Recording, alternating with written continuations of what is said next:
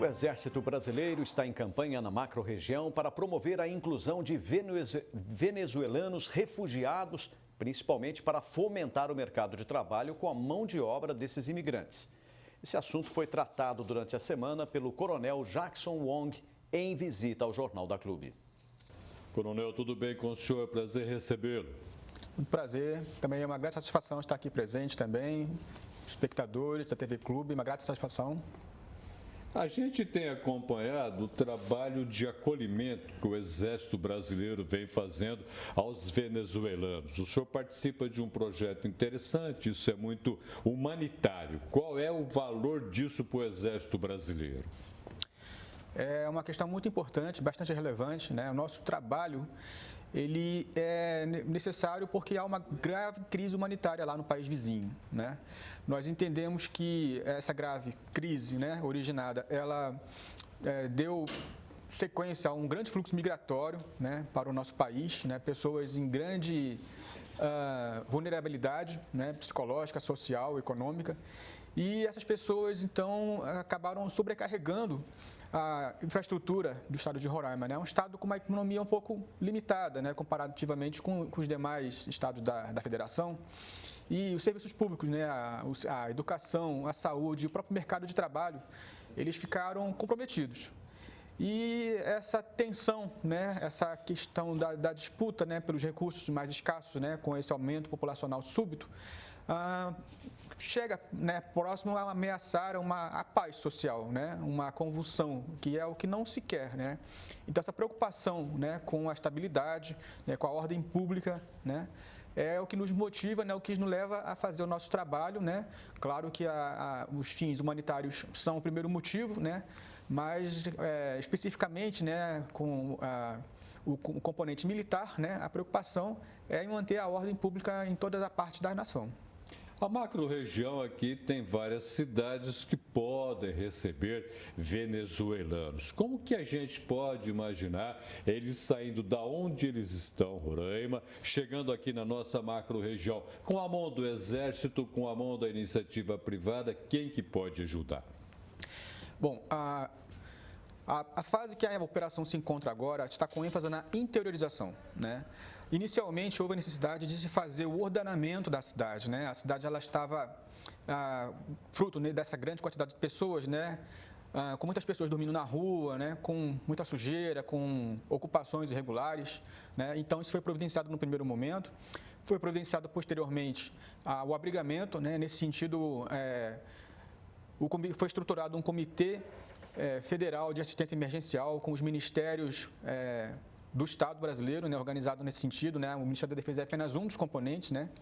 A presença efetiva da Casa Civil, do Ministério da Cidadania. E foi estruturada, então, a estratégia de interiorização. A interiorização é uma estratégia do governo federal, das agências das Nações Unidas e da sociedade civil. E ela pode, então, consiste, né, de se colocar, né, a possibilidade desse venezuelano dirigir para as demais partes do território nacional, né, do Brasil, por 5 processos, basicamente. Seria por reunião familiar, caso ele já tenha um parente vivendo no Brasil, né? Então, providencia-se essa reunificação familiar. Poderia ser também por reunião social, quando um venezuelano ou mesmo um brasileiro, né, se dispõe a acolher, né, a receber um venezuelano, né, que esteja nessa situação de vulnerabilidade e necessite, né, desse apoio.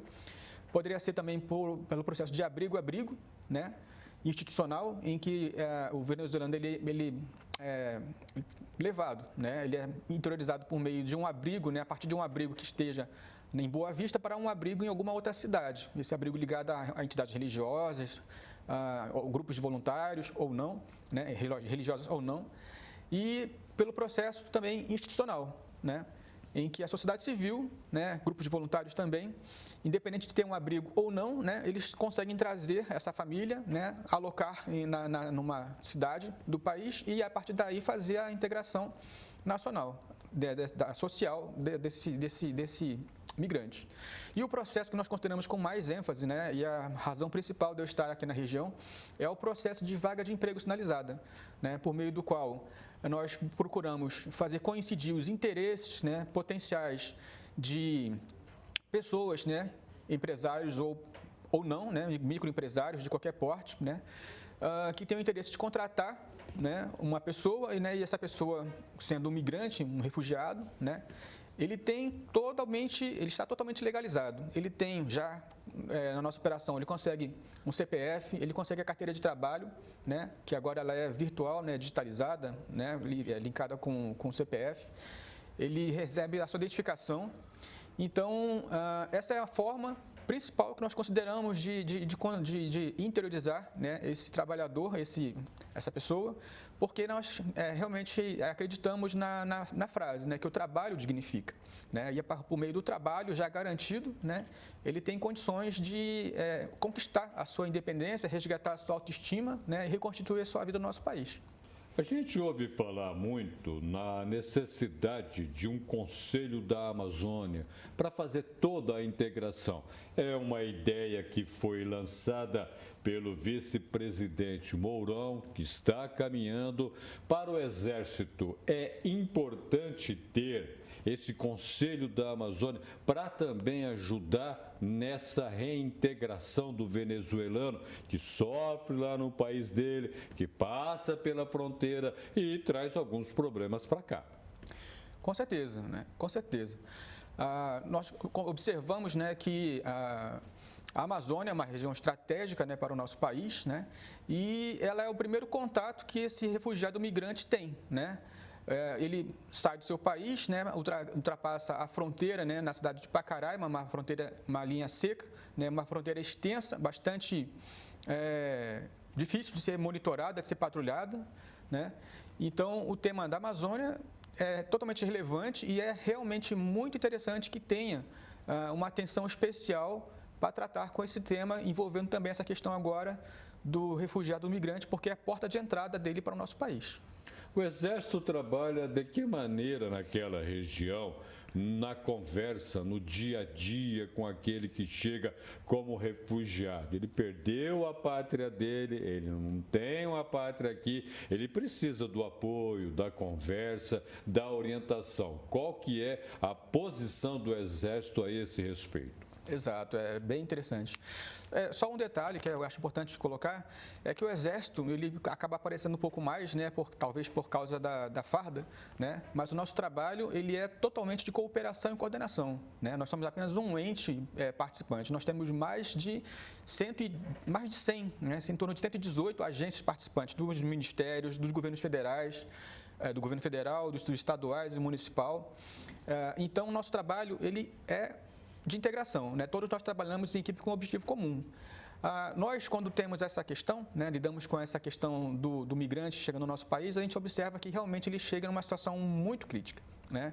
Ele chega com a sua autoestima abalada porque tinha uma vida no seu país e ela teve que foi mudada abruptamente, né? Ele deixou para trás familiares, seus bens, sua cultura, né, sua terra, né? Sair do seu país é sempre difícil.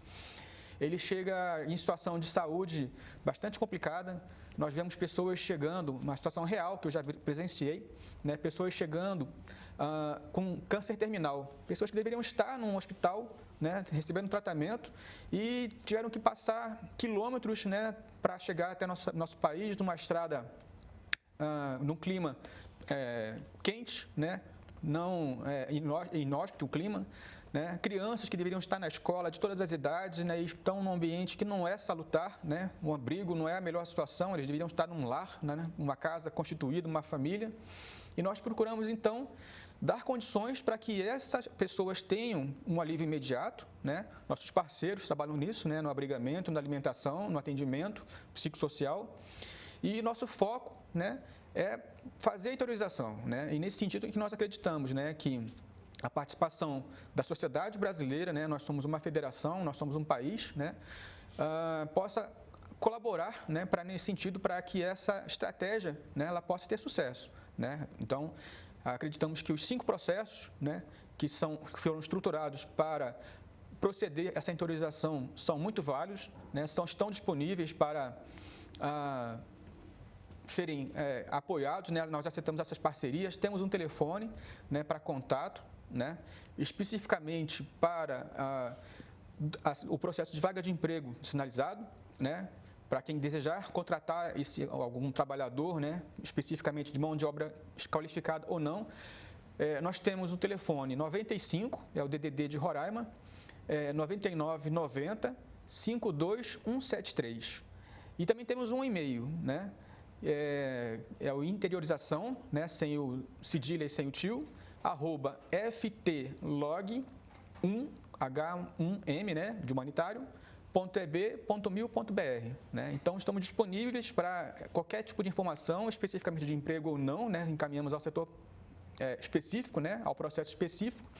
E estamos abertos a todo tipo de cooperação para chegar ao nosso objetivo.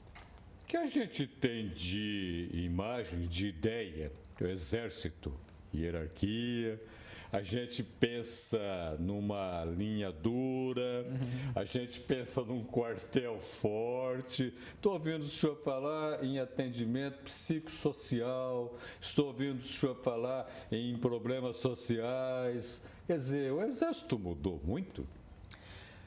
Pois é, nós costumamos dizer que o Exército, né, ele é uma instituição tradicional, né? O nosso Exército vem desde a época de Caxias, né, com as nossas tradições, mas nós temos um lema que é muito comum, né? Muitos que lidam conosco, né, no dia a dia já conhecem, né, que nós os utilizamos, que é o nosso Exército, ele é o braço forte, a mão amiga, né?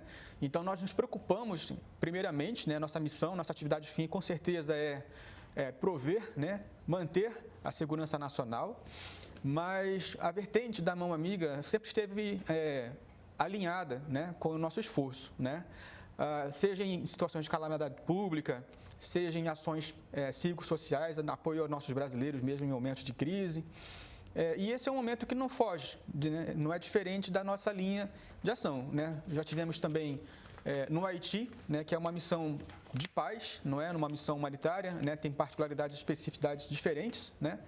Mas como missão humanitária realmente é um tema novo, né? E com certeza, né, essas componentes, né, do atendimento, da solidariedade, do apoio psicossocial, né, psicológico, econômico, né, da solidariedade realmente nos toca muito, nos motiva cada vez mais a trabalhar com mais intensidade para cumprir a nossa missão.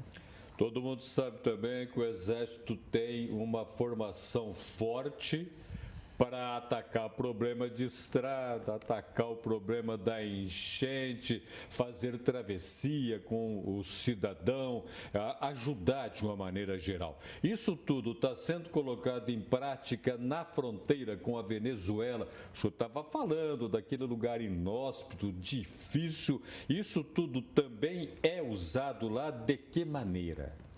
Muito boa pergunta. Nós temos lá, já há muito tempo estabelecida, uma brigada, né? A primeira brigada de infantaria de selva, né? É um comando, né? É um grande comando que nós chamamos, né? Com diversos quartéis, né? Com a missão específica, né? De trabalhar com a segurança nacional, né? De prover, né? A vigilância, manter a segurança das nossas fronteiras, né? E, inclusive, trabalho de engenharia também. Temos lá um batalhão de engenharia, de construção, né, que faz esse trabalho apoiando tanto as operações militares, como também algumas necessidades, né, que surjam no Estado. E a nossa força-tarefa logística humanitária, ela foi criada para aliviar esse encargo, né, para não desviar a missão específica da segurança nacional, que cabe à brigada, que continua fazendo todo esse trabalho que você mencionou. O nosso efetivo, ele é de em torno de 500 a 600 militares, né? Nós nos revezamos em contingentes, né? Já estamos agora no 7º contingente, nosso contingente tem um nome, inclusive, é o contingente Marechal Mascarenhas de Moraes, né? Em homenagem ao Marechal, né, combatente da Segunda Guerra. Nós estamos agora substituindo outros contingentes que vieram antes de nós, fizeram um belo trabalho, né? Estamos dando continuidade a esse trabalho e vamos passar, né, em breve, né, para um outro contingente que vai nos seguir e vai dar sequência ao mesmo trabalho, né? Seja apoiando de qualquer maneira que seja necessário, né, ao comando da brigada, seja especificamente na Força-Tarefa Logística Humanitária, né, na Operação Acolhida. Coronel, muitíssimo obrigado pela sua presença no Jornal da Clube. Esclarecimentos e importante que todos entendam o momento do homem, da mulher, da criança da Venezuela que procura abrigo num país que não conhece e que precisa de uma mão amiga. Muito obrigado. Eu que agradeço a atenção dos espectadores, agradeço em nome do comando da operação e de todos os parceiros do nosso trabalho e esperamos contar com a colaboração, que se for possível, né? Estamos abertos a informações pelo nosso contato. Muito obrigado mais uma vez. Obrigado.